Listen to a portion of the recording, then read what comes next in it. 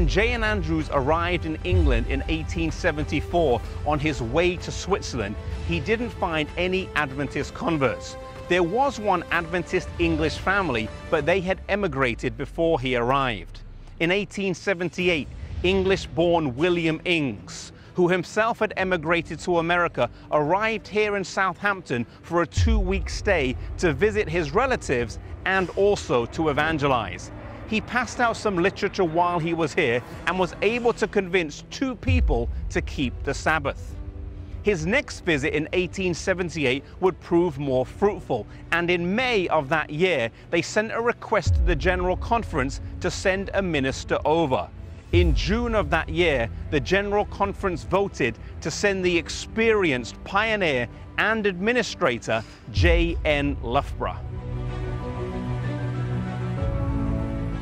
Southampton was one of the cities that the Mayflower left from on its way to America, and it would prove the birthplace of the Adventist Church here in Britain. J. N. Loughborough found the work here both different and more difficult than in America. He held a series of meetings in an area near where the present Seventh-day Adventist Church is, and his opening crowd of 150 dwindled quickly. After 255 meetings, in December of 1879, he did not have a single baptism, though he did have a Sabbath school with 17 members. The work was hard and the challenges were multiple, but they pressed on.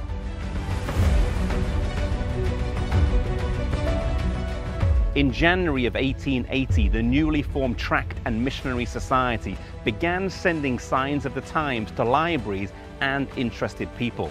By February of that year, 13 people were baptized in Southampton, and by 1883, the first Adventist church was formed in Britain with 19 founding members.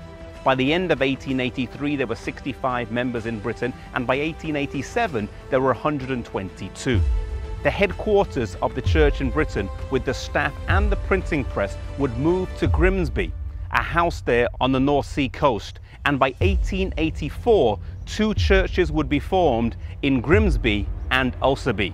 This building behind me is the first Seventh-day Adventist built and owned church in the British Isles and was dedicated in 1889.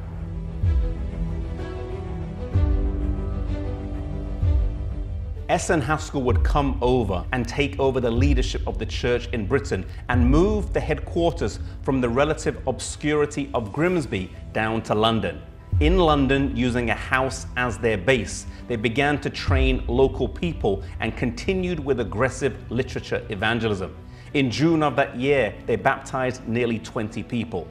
Judson Washburn would further develop the evangelistic work in England with an emphasis on literature evangelism, Christ-centered preaching, and musical singing groups. He held audiences of up to 1,000 people, and in the town of Bath, baptized nearly 80 people.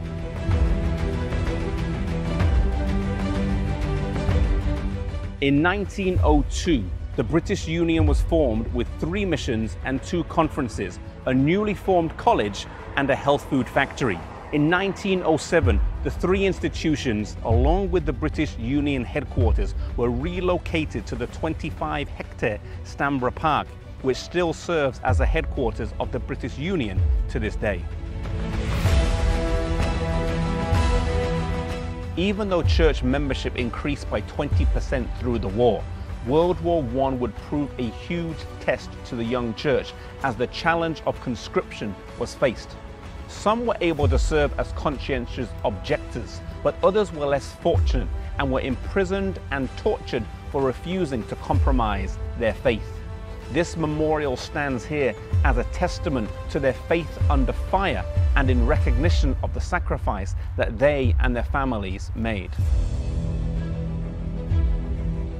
Even though the work progressed relatively slowly here in Britain with quite a few challenges early on, workers from the British Union and graduates from Newbold College here would prove quite influential in world missions, serving as missionaries in Africa and India, amongst other places. Through dedication and commitment, the work moved on. As in other parts of the world, There has never been a glory era of evangelism, but the commission is to go into all the world, no matter how easy or hard the work may be. If you are living and working for Christ today in an area and you are not getting the success that you hoped or dreamed of, then I want to encourage you to stay faithful at your duty. For God rewards us not according to our seeming success, but according to the spirit in which the work is done.